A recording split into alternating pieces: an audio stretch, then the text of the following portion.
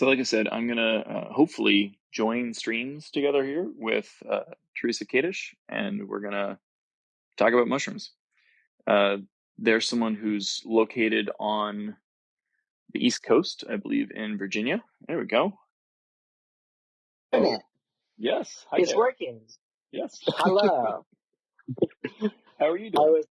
I'm doing great. I was a little Good. nervous that it wasn't gonna be easy to connect with you, but Yeah. you, Technology for once did not yeah, spoil the party. it did So not spoil the party. I really like your set. thank It's you. nice with the little mushrooms in the foreground. I could light a candle. I mean, you got a And pretty cool background there too, eh? yeah, it's not necessarily as well themed for our conversation topic tonight, but Well, I mean, it this does make this good. was this was not intentional. I put up like one poster during COVID as kind of like, oh, if I'm going to be sitting here, I might as well have some mushroom stuff in the background, and then it kind of just, It you just know, it snowballed mushrooms. a little bit. Yeah. Yeah, it mushroomed. Yes, that happens. I don't feel like there's a whole lot of people who get into mushrooms and then are kind of like meh about it. People get into mushrooms and it becomes their entire personality, and like it's really hard to not have that happen if you're passionate and interested and curious. So. In particular, if you're making content on the internet, you have to brand yourself properly. That is well. I mean, I push back on some of the branding. I don't think we don't have to be what people want us to be, right? You know better than anyone that you get to be yourself Mm-hmm. as you want to be. And I certainly get people telling me, "I want you to do this. I want you to do that," and I'm like, "That's cool. I'll take the feedback, but I'm going to do what I want to do because, like, it's your channel. You build it the way you want to, Yeah. and you express the things you want to express." So, yeah. Yeah, I'm really excited to be talking to you. This is the first time we've actually had a live conversation. Right, like I've been watching your videos for about 2-3 years. Yeah. You're one of the first people that I met on this app, who's like making stuff that's remotely similar to what I'm making. But it's And nice to like back in the see day, you. there was not very many mushroom people, period, on Yeah. the app, which is part of, I think, how my account grew. Because I was like, when I joined the app, there was not an incumbent mushroom person. There was a few people who were like reposting like Chinese videos of mushrooms or like one or two foraging videos here and there, but there Mhm. wasn't like a dedicated mushroom account. And so that was kind of what like pushed me to join TikTok. Because at the time, I was already overloaded with like Instagram and other stuff and didn't want to do more social media. Mhm. But decided to just go for it. And like, I think the first like 3 posts I made got like hundreds of thousands of views, more engagement than I ever gotten any other platform. So it was just Right. like, wow, Yeah. okay, this is the way to go. The TikTok magic isn't Yeah. quite there anymore for those new creators, No, it is unfortunately. not. But It's gotten a lot harder. yeah, no Um, kidding. 420 user, thank you for sending ice cream cones. I do appreciate that. It's a funny new thing. The ecosystem has changed, and now there's ice cream cones. Yes. Um, Well, and but as we both know, like TikTok wants us to push our followers to do as many like micro transactions as possible. mhm. And I don't ethically love having to like ask our followers for money, but what I do like is when people send gifts and make comments and share the post, is it creates more engagement. And TikTok has told both of us that like that will help snowball and get more people watching, which I think ultimately is probably both of our goals, rather than to make money, is to like Yeah. educate people, right? So I mean, there's a mycelial metaphor you could make that, right? Like there's ecosystem parallels and that there's nutrient exchange that happens in mycelial networks, but like very often it's not actually the caloric value of the nutrients that is like driving the relationship. Like it's more sophisticated, and if there's an exchange of some kind of like thermodynamic value, right? If it has energy, it does a thing, it like can become a currency, but it's actually just communication, right? And like the energy capacity of it is secondary. Um, have I don't you know. looked into any of the competing theories on how mycelium like coordinates communication over distances, kind of thing? Um, Not that much. I mean, I spent a lot of time looking at glimmer mycota specifically and the Okay. development of arbusculin mycorrhizae. I don't know too much about the other types, like ectomycorrhizae or the kinds that are with orchids.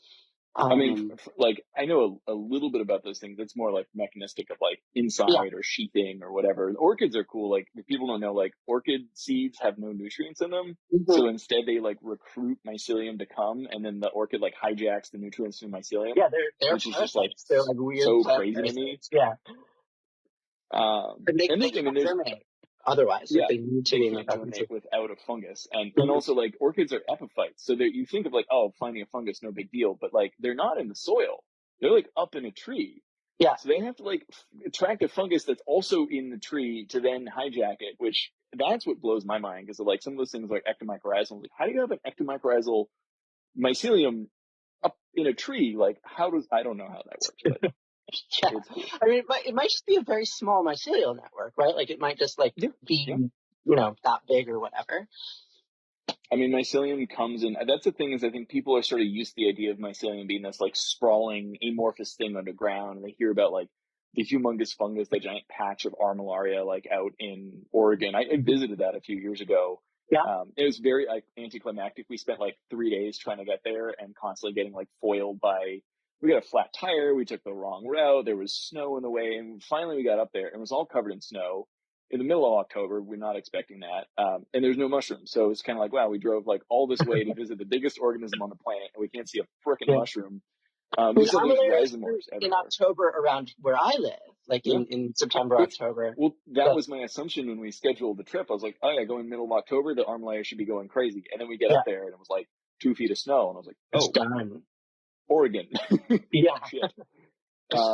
Anyhow, so people envision mycelium as these sort of massive networks, but like in reality, sometimes it can be as small as like a single acorn that's been, Mhm. colonized, and that's enough to Yeah. produce a mushroom. So it's economies of scale there when we think about mycelium, which is interesting. Getting back to like ecosystem questions, but Yeah, well, when you think about animals, right, like animals can be like multicellular, complex tissued animals can be anything from like a tiny little pin drop, right, like a fruit wasp or something, like a fig wasp, like they're so tiny, to like a blue whale, right? And so there's that same scale with Mhm. other kingdoms as well. Um, Yeah, yeah. yeah. I mean, I was recently for my book, I was working on trying to like make lists of like really big and really small mushrooms. And I think ultimately like that I need to cut a massive amount of words out of my book to fit it into whatever size thing they've told me I need to fit stuff into. What is So your book about? I've been spent the last 2 years writing a book about a broad overview of the fungal kingdom Mhm. because when I started mushroom hunting, there wasn't a book that I wanted to read that taught me what I wanted to know. Mhm. We have stuff like All the Rain Promises and More, which is an okay field guide if you live in California, and if you live anywhere else, it has issues. Mhm. There's like Mycelium Running, which has a Yeah, that was the first mushroom book that I ever read. yeah, and I read it early on when I was still pretty impressionable, but even then, it set off my bullshit meter and a couple of things where I was just like, that doesn't seem I mean, right. Is Paul there a Stamets is source a for that? capitalist, right? Like he's got products to sell you. Well, I mean, beyond just being a capitalist, he's not a scientist. Mhm. He's excited about science, but he doesn't have like scientific training. And there's not anything wrong with that, but he lacks sometimes the critical judgment skills, and he states his Mhm. opinion as fact. And so that came out in Mycelium Running. And I think like over the years, there's parts of the book that have stood up and other parts of the book that have not stood up as much. So like those are kind of the books that existed that I think are like intro books for a lot of people. But I wanted something that was like both a good introduction to the science, a good introduction to identification, the biochemistry, the ecology, as well as being a little bit of an ID book, as well as focusing on edibles and toxic mushrooms and like functional mushrooms like dye mushrooms and medicinal things. And I'm also going to cover like yeasts and smuts and rusts and like chytrids Mhm. and sort of literally the entirety of fungus, which I'm now realizing that after like 2 years of working on this that I am not qualified to do that. But How many phyla of fungi do you say there are? oh Lord, that was probably one of the most contentious. I got in like a 2-3 month quagmire as I was trying to write my taxonomy chapter because I was just like, fuck, I keep finding papers that say there's like more or less or whatever, and they've like, Mhm. as far as I understand, they've officially combined um, Glomeromycota and Mercomycota into one. So Yeah. Glomeromycota is no longer an official; it's like a subdivision rather than an official phyla. But they've Mhm. added a whole bunch of extra, like in the kind of chytrid like realm of Yeah. things. They've At added the a bunch of extra phyla at the that, base level, there's all these new yeah, phyla that I can't keep track and of. there's something like I'm gonna say about 20. There's like 8 main phyla, and then there's Mhm. another like 12 depending on how you count things.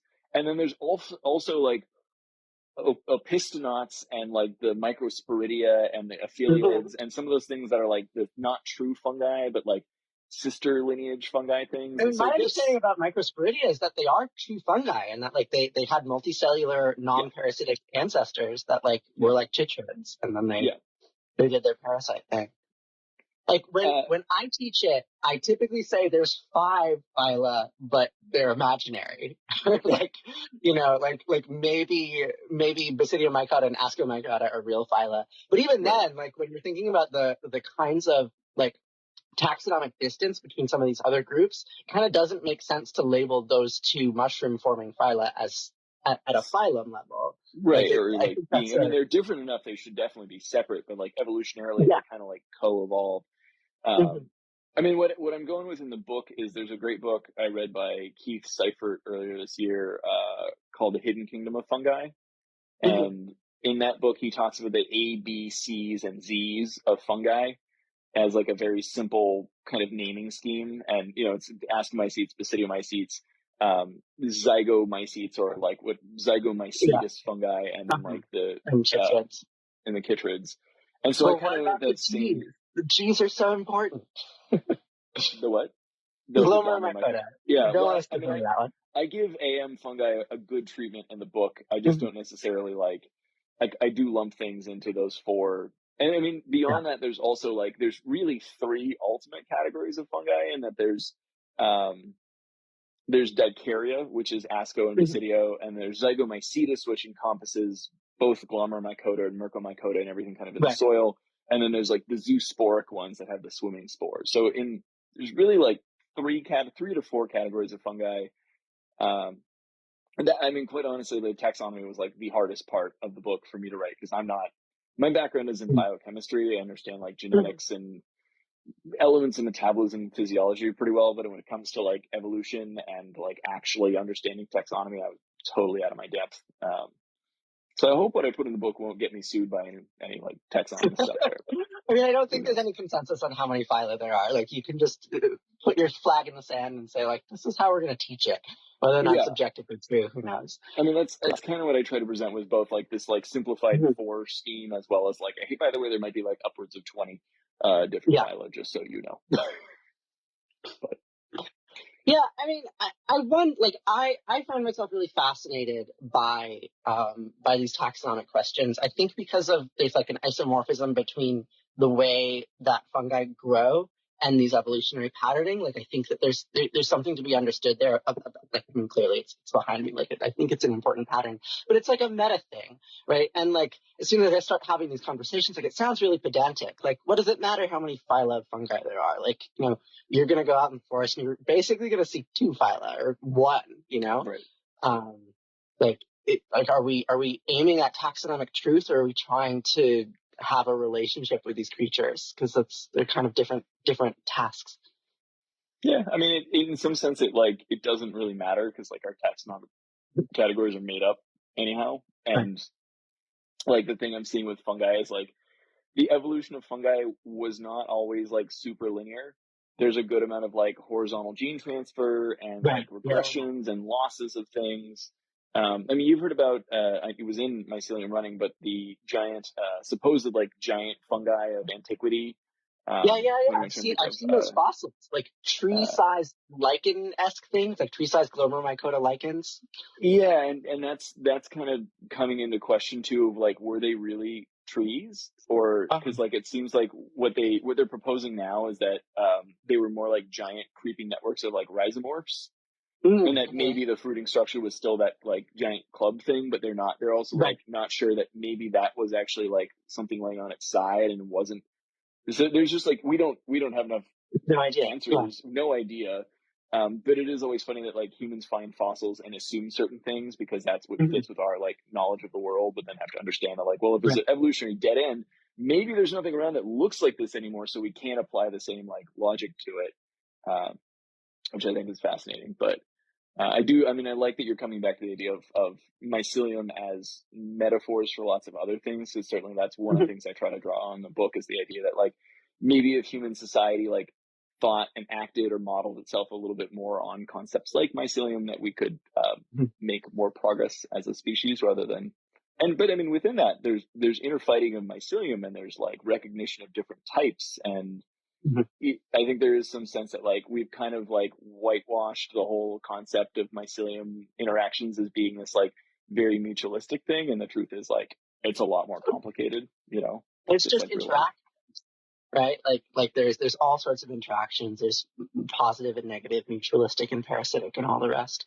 Hmm. Um, yeah, but I think like I appreciate that there are models there for thinking about like sort of this shape of interaction. Like typically when we think about taxonomic trees, evolutionary trees, there's ramified branching with endpoints, right? You have a single point at the beginning and then it goes out. But you mentioned like, oh, there's all of this horizontal gene transfer in the fungal kingdom. Like it makes mapping out these taxonomic relationships really difficult, but it's actually more like metaphorically resonant to thinking about the way that mycelia actually function. Like, of course, the evolutionary patterns also have anastomosis in them. Like, that shouldn't be surprising to us because that's what mycelia do as well.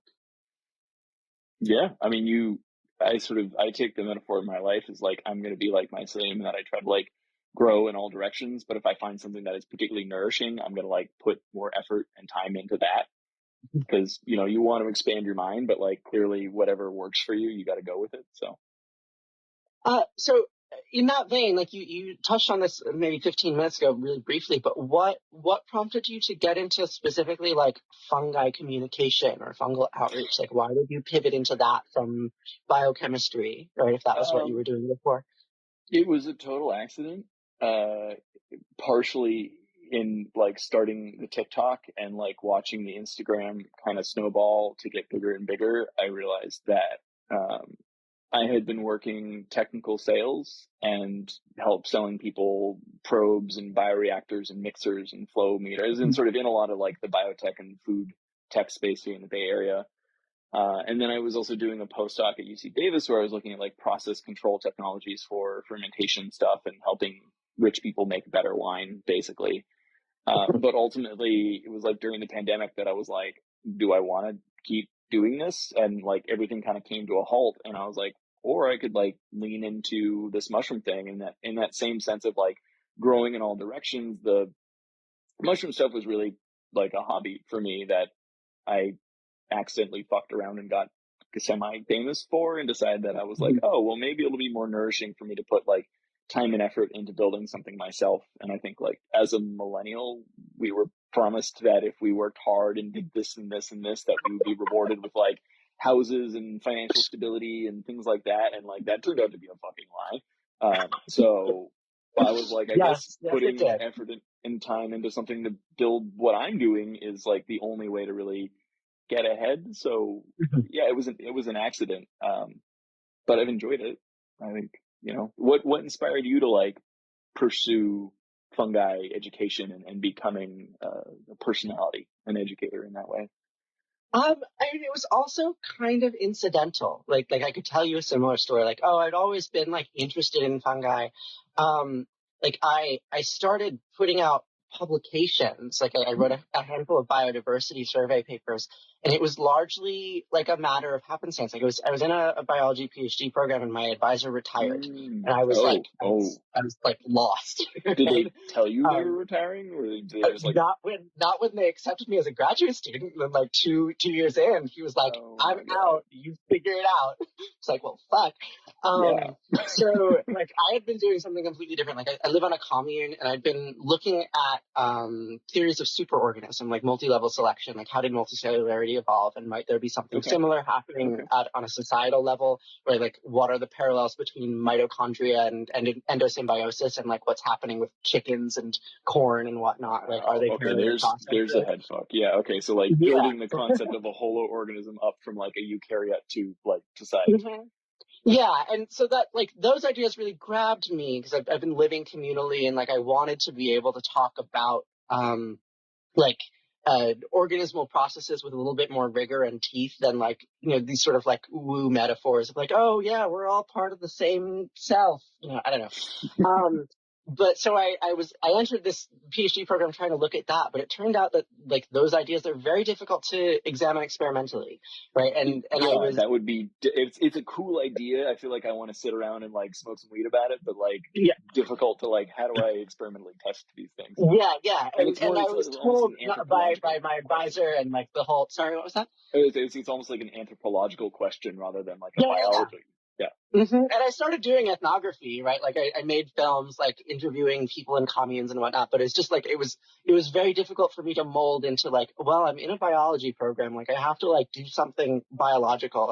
And then my advisor left, and I was traveling. I was in Palestine, and I was working with the Palestine Museum of Natural History, and they're a scientific organization that's sort of like very different from what I was used to in the United States, in that like their standards for publication were very different. Like, they weren't doing hypothesis testing, and I found that to be Mm, very refreshing, right? Because they had this sort of like political bent to the research that they were doing, like going out and doing biodiversity surveying, like across the tree of life. Like mostly they were doing arthropods because like those are there's many arthropods, right? But just going out and being like, oh yeah, like these are the number, like these are the mantis species that exist in Palestine, and publishing that is like they were Palestinian scientists like I publishing see. Palestine Okay. in their paper Right. title. Like Here's what's here.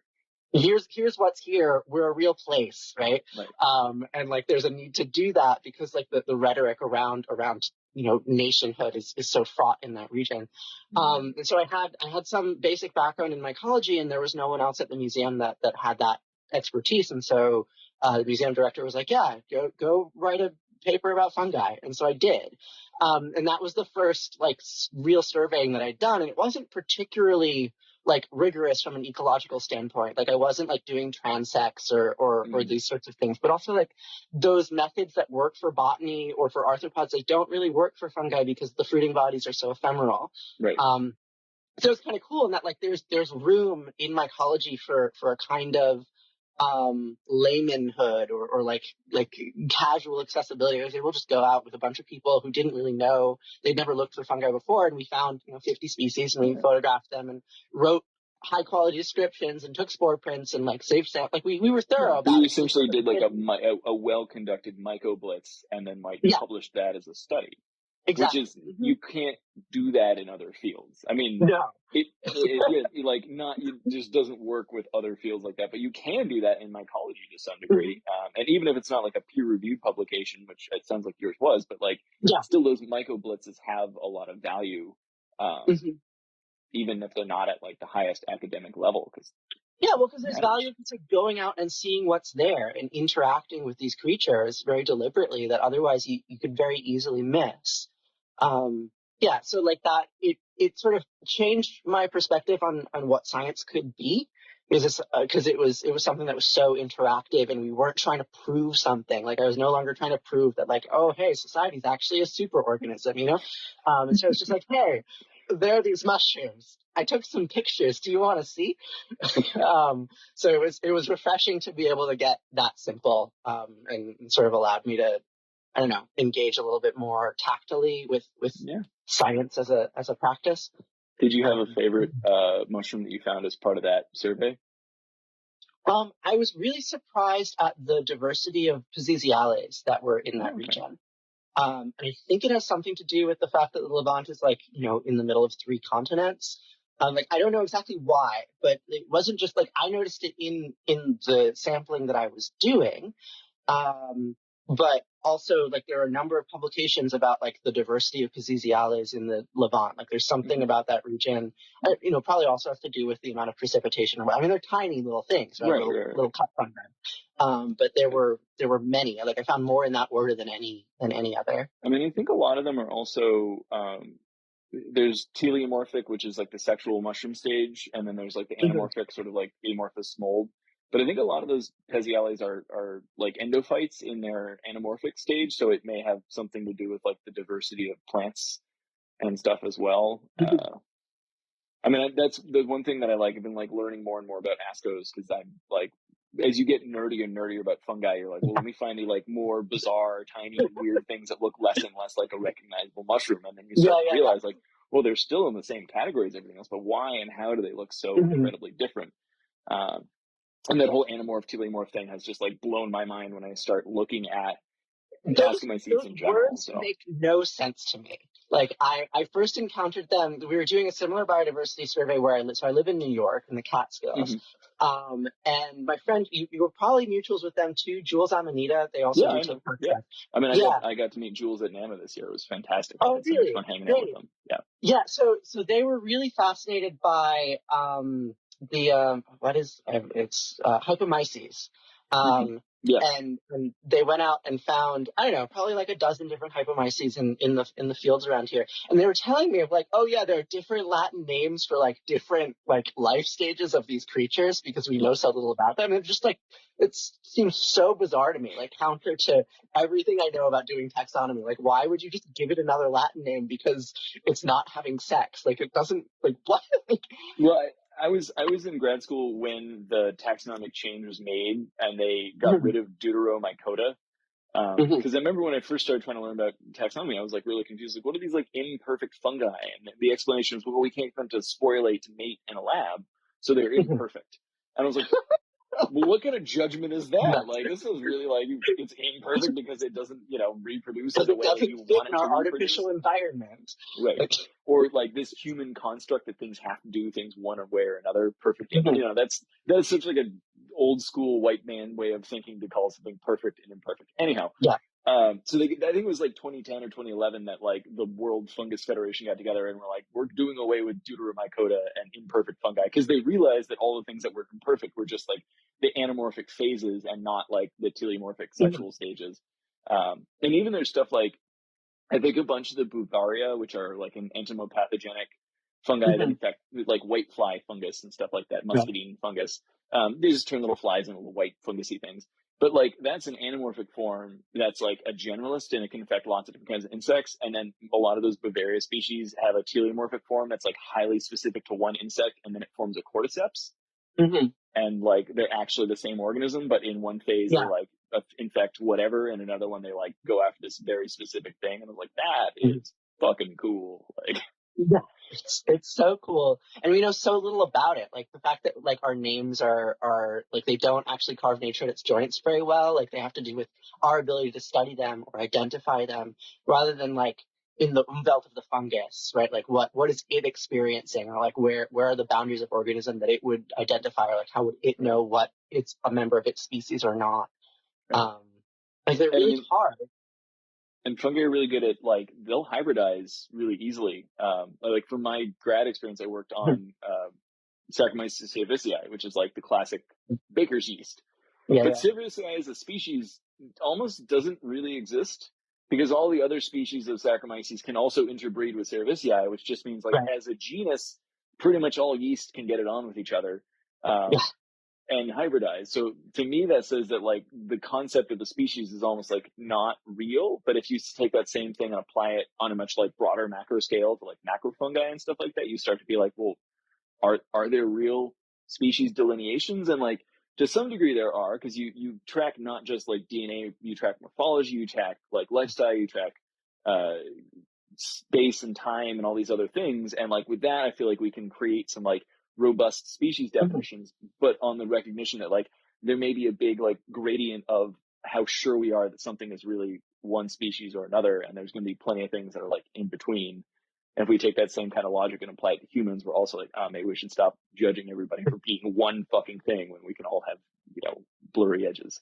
Oh, yeah, I mean, like I go back and forth on this, right? Like I do believe that categories are real, right? They're not just like things that humans came up with their symbols and like, I'm going to call you this and I'm going to call you that. Like I think categories are real in that they have evolutionary implications. Like there is such a thing of like you can no longer you can lose the ability to mate successfully right. with something that is your relative, and like that is a real distinction that exists in the world, whether or not there's some taxonomist that is labeling it, right? Like categories are like a natural phenomenon. But if you try to drill down into that, like they all of a sudden they just seem like they're mental, right? Like Mm-hmm. if you look too closely, they disappear. And like I don't know what to do with that. Like I think like it's really tricky. There's a mushroom here in California. I think it's uh, I want to say it's Clitospis odorata. It's our like blue green anise funnel, And at like one elevation, it's like blue green and it smells like anise. And then Hmm. like at another elevation, it's the exact same DNA, but it looks totally different and smells different and Right. associates with different hosts. And you're like, Yeah. but it's got like identical DNA, Hmm. but like the morphological expression is completely different. And to me, Yeah. it's like epigenetic changes, and Yeah. we don't Semantic integrate plasticity. right epigenomes into our definition of species. It's like purely Yeah. DNA kind of thing. But it like that just blows my mind. There's also stuff like lichens that can like look exactly the same but have like different Mhm. photosynthetic partners, or things that have the same photosynthetic partners but look different just because of like expressions of time and place and Right. morphology and things like that. And like yeah, Well, that's where and my brain breaks a little bit. the scales get even more intense. Like, I did an interview several years back with a yeast biologist, William Radcliffe. I don't know if you're familiar with his work, but he created like a long-term artificial selection experiment that Mm. that selected for multicellular yeast, right? Okay, Because yeast I have a remember that multicellular work. I ancestry. was reading about that because it related somewhat to the prion stuff I was doing. Yeah. And so the selection that they were doing was crazy simple, right? They would like culture yeast and then Hmm. put it through a centrifuge and Right. then select the stuff that was at the bottom, so the They were heaviest just taking yeast. the big flocks. Yeah, I remember. Yeah. It was because part of that was around there's a prion called MOT3, and that was a thing that Mhm. seemed to be shifting things towards more and more falling out of solution in giant flocks, and they were looking at that as the evolution of multicellularity. Yeah. With prions. Well, there's so yeast have prions that are imagine it like a little switch. So like Mhm. they're heritable adaptation, epigenetic adaptation mechanisms. So there's like protoprions that have these like QA rich domains that can fold into a specific, it's a big wavy unstructured domain. And then you Mhm. experience a stress like low nitrogen or something like that. Then the domain becomes structured, and then it changes the protein association. Either it forms amyloids or it changes its Mhm. association with like proteins. And what it does is it mimics a lot of mutant phenotypes, Mhm. but it's not a full knockout. It's like a titratable switch within a population that allows a It changes population to, based on the chemistry of the solution. well, or like on the environment. Like Okay. it'll, if the stress is applied for a long time, more and Mhm. more, it'll go from like 10% of the population to like 90% of the population has this prion phenotype Uh-huh. and is acting more like a mutant, but it hasn't completely changed its DNA. So it can always like Okay. revert back over a period of time. If the But stress gets reduced. MOT3 was a prion that was associated with like flock formation in brewing and Uh-huh. multicellularity stuff. So, Huh.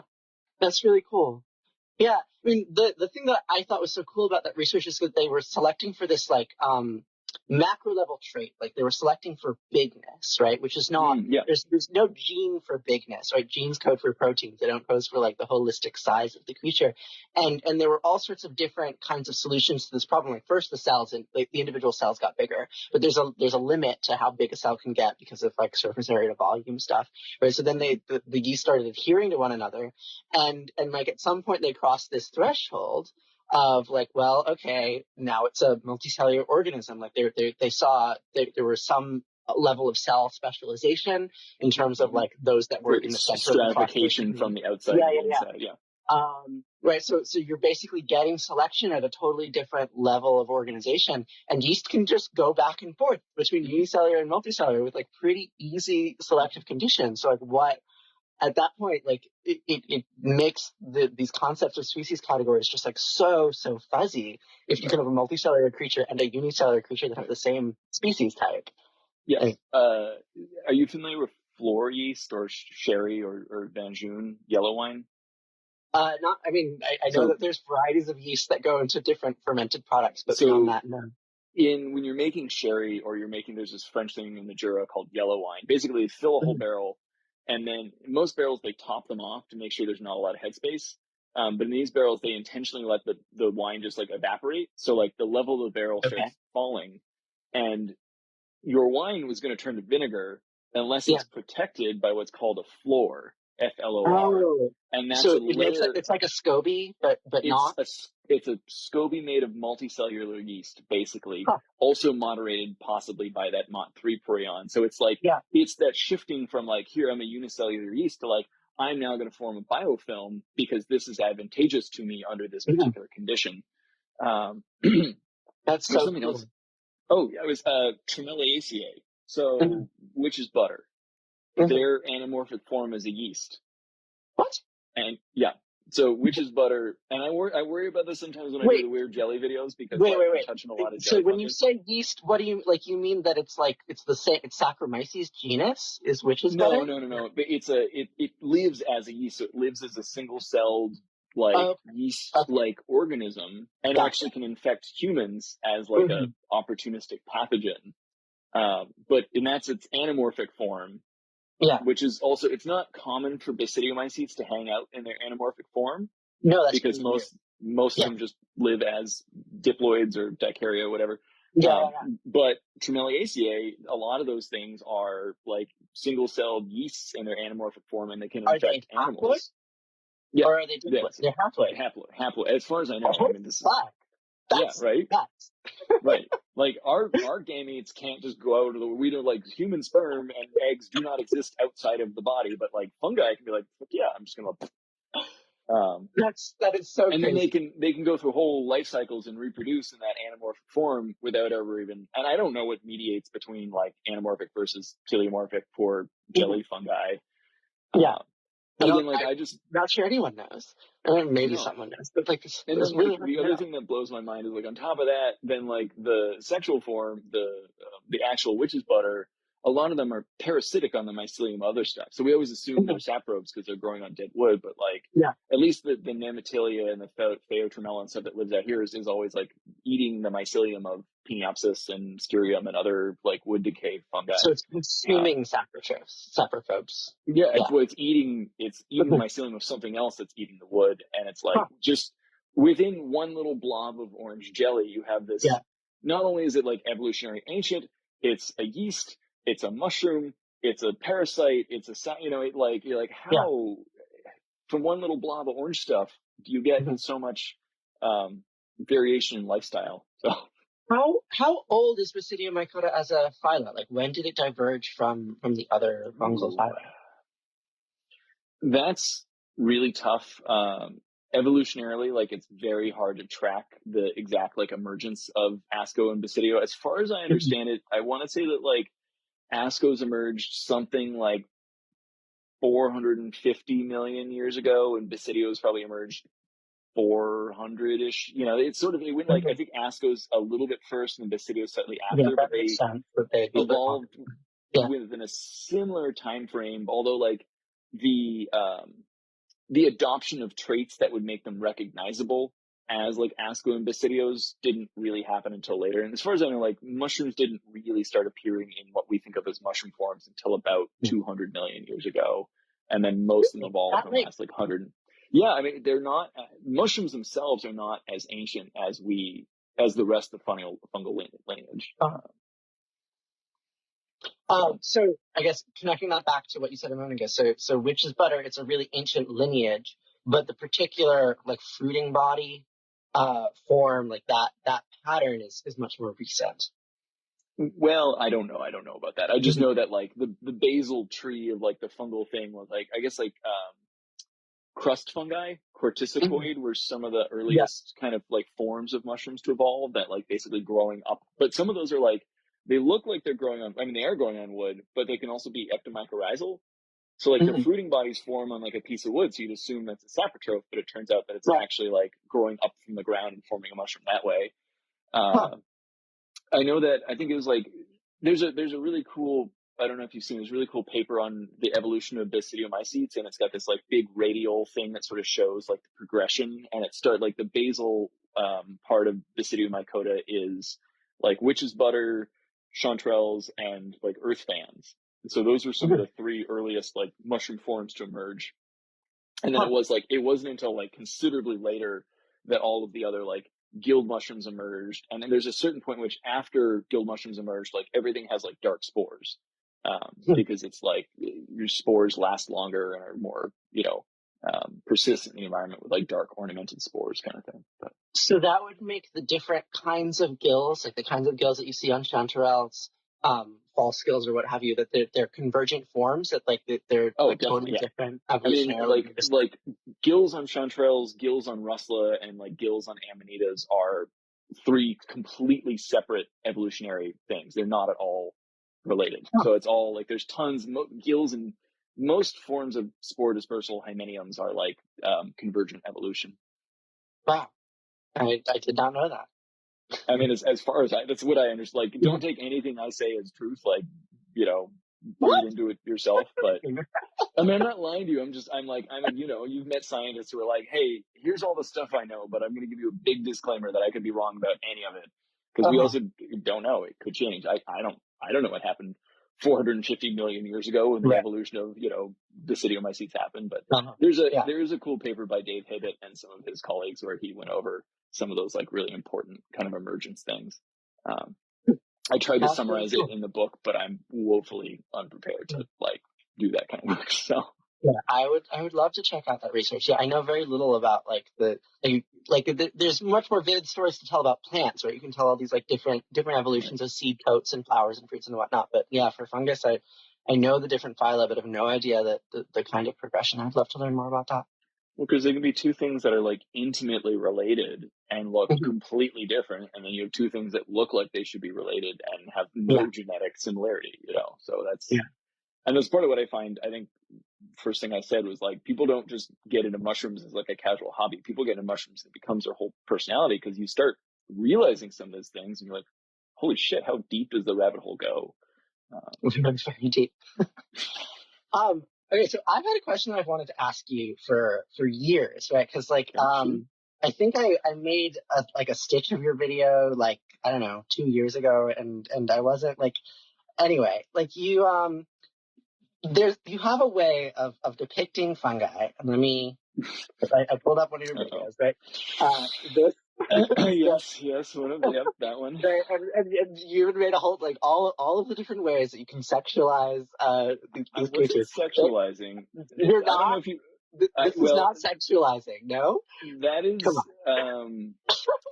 from the responses to videos I've That's not gotten. sexualizing. No. Hang on, just Okay. hear me All out. right. Hear me out. So from the responses to the videos I've gotten, I've noticed that people anthropomorphize mushrooms as genitalia, which I think is a Right. fair thing to anthropomorphize, given I that mean, they're functionally they're very like essentially they're yeah, reproductive structures. They are yeah. fungal genitalia, Hmm. and we as humans love to see ourselves in nature. Yeah. So in particular, like certain communities of people had really gravitated towards like either the jelly or like a big, tall, phallus shaped mushroom.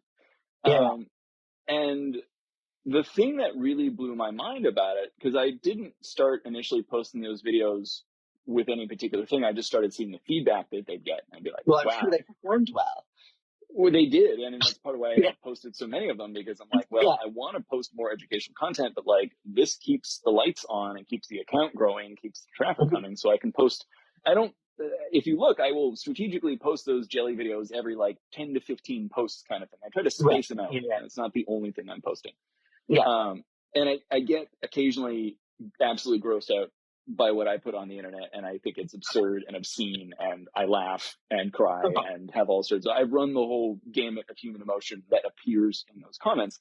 Yeah. But the thing that I saw that I thought was really interesting was the statistics for those videos is that it's like 70-30 women watching it Mhm. over men, at least for the jelly videos.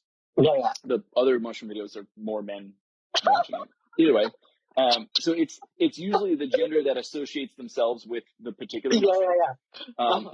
It's overwhelmingly young people, so 25 and under. It's like again Mhm. like 60-40, younger to older, and then overwhelmingly a lot of those jelly videos were really popular in Muslim dominated countries. Mm. So it's like young women in Muslim dominated countries are using these videos as a proxy for a way to talk about their own bodies in a society where they don't have the language to address stuff like that. And I'm pretty sure they're Wow. sending them to their friends and their partner. So I see, Saudi Arabia, Iraq, Iran, Indonesia. I mean, That's specifically also so like interesting. Southeast Asia. And there's Yeah. a fair bit of Latin America too, and I think there's a certain amount of like machismo within that culture that maybe doesn't Mhm. allow women to talk about their own pleasure and what Yeah. feels good.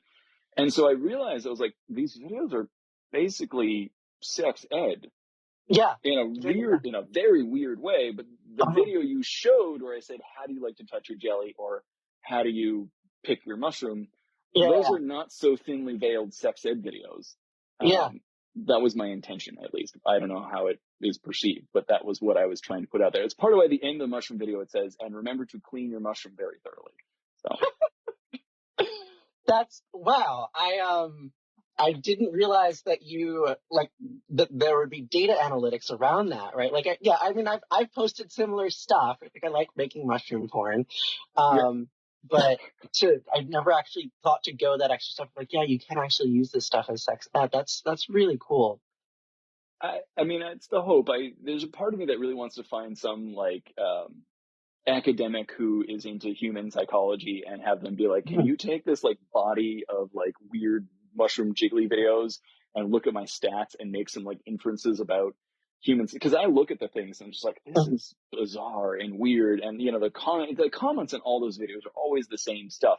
But it's Right. funny because they become so international that I get tons of comments that I can't. Is it Yeah. Thai, Russian, whatever. But if I go translate all those comments, it's the same bullshit over and over and over again. It's I should call her, I should call him. Oh, that's Yeah. me Yeah. at 3 a.m. That's whatever it is. It's always Huh. this. It's the same joke. So people, regardless of where they are and what society they live in, make the same stupid genital jokes with every single one of those videos, which is also part of what made me realize like mushrooms really are this like incredible connecting factor that goes all over Yeah. in a way that I don't think any other form of nature quite draws people in to be part of the same network in the same way. So, Yeah. They're so weird and beautiful. Yeah, I mean, like, I know personally, like, at the times where I have felt like the most confused or the most dysphoric, I found it really comforting to read about like sexual habits of fungi, right? yeah, Because it's just so diverse and strange, yeah, right? And so it gives me a sense of perspective of like, oh, there are human narratives that are narrow because of culture. And then right. there are human narratives that are narrow because we're animals, and most animals have sex in roughly the same way, right? And then you zoom out even further and you're like, oh wow, there's just so much diversity in the ways that these kinds of patterns have evolved, but they still apply to me, right? In some Right. like weird convoluted Yeah. way, like I can So still yeah, resonate with it. and I think Jules made a great video, about fungi being queer Mhm. or non-binary, and I think Yeah, it's a phrase you hear repeated a lot within our community, and it's a good one. I would certainly stand by it, but it's also if you put yourself out there saying that, you're going to be a lightning rod for the culture warriors who yeah. don't want that. And so I know that Jules caught a lot of shit for that video Yeah, in particular, and we talked a bit about having to like block a bunch of people and yeah. stuff.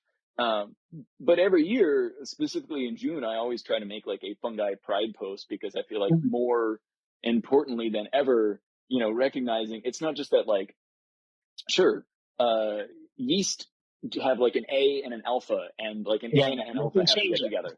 Yeah. But one yeast can also decide like, hey, I don't need an alpha. I'm just going to be double A or Mhm. double alpha. Or it can be like, well, I'm an A, but I'm going to switch to an alpha, and then I'm going to mate back with an A.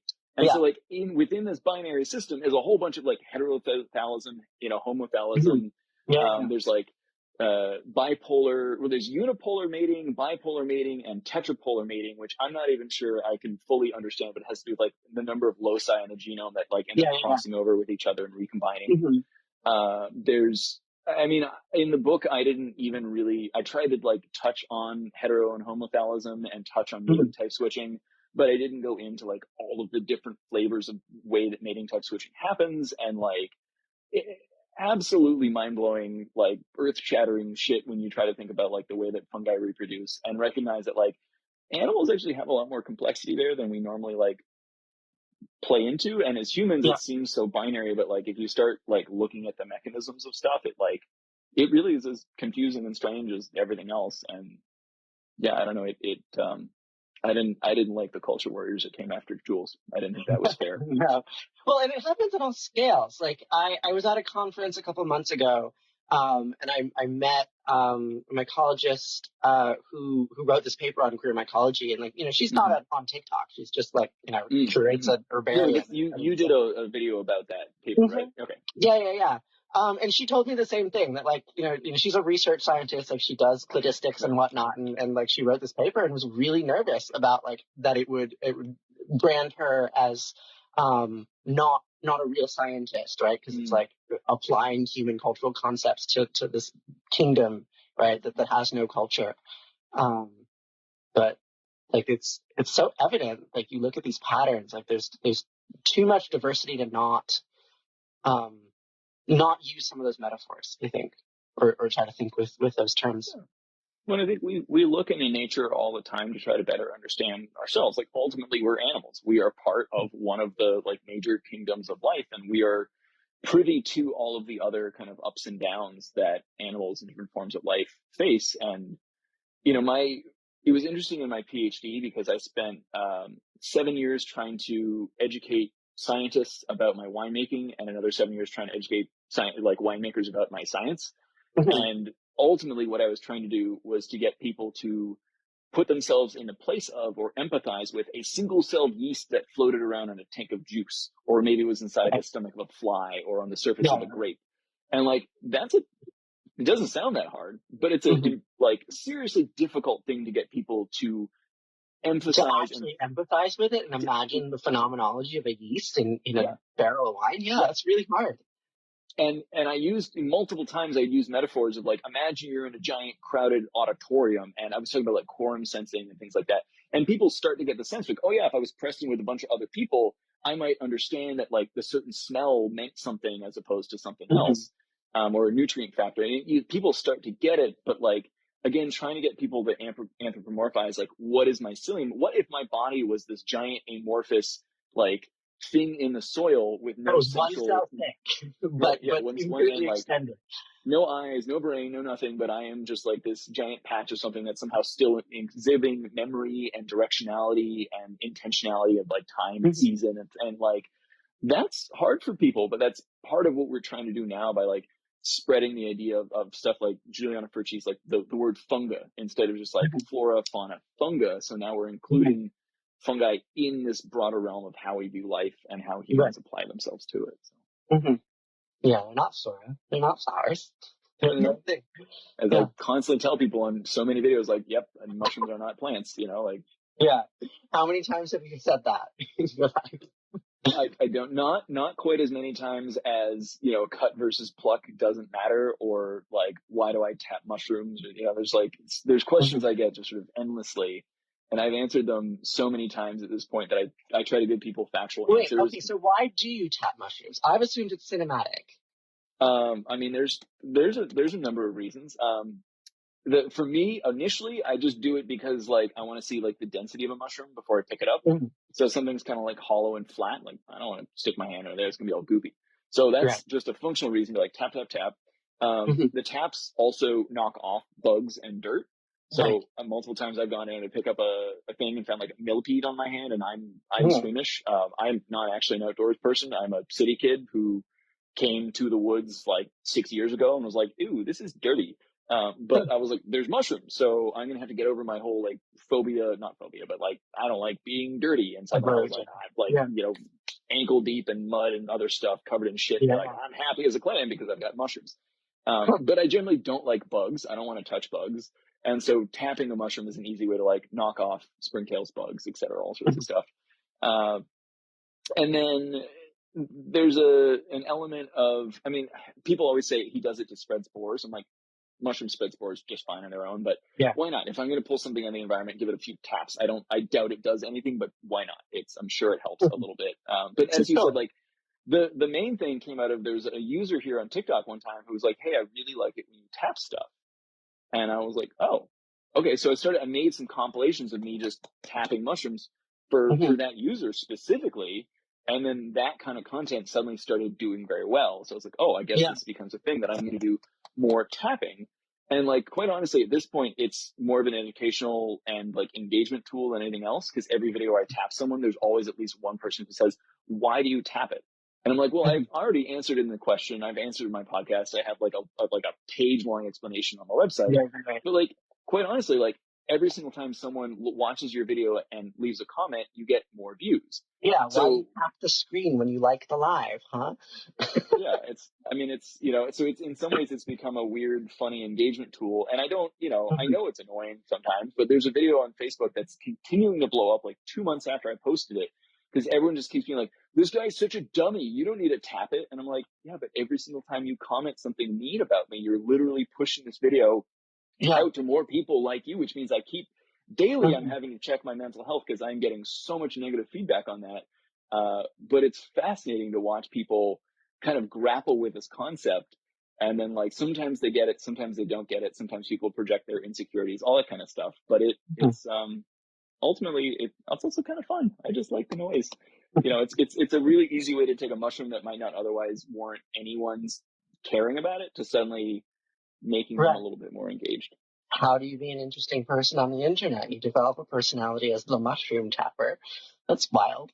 Again, none of this was intentional. I kind of just followed, the types of content I make are based on the feedback I get. It's, Hmm. I would make more educational content, and I do, but it doesn't do very well. So I make the jelly content and the tapping content and see what performs well. So Yeah, I mean, it's a visual medium, right? Like you have to translate the stories that you're telling into the constraints of the medium, and people respond to dynamic, sexy images. yeah, So basically, I that's what mean, you're I doing. usually go with like emotionally evocative stuff in your face. I Hmm. mean, to the point that I think the conversation we've had over the past hour has been really interesting, stimulating, educational, and there's 3 people on my live.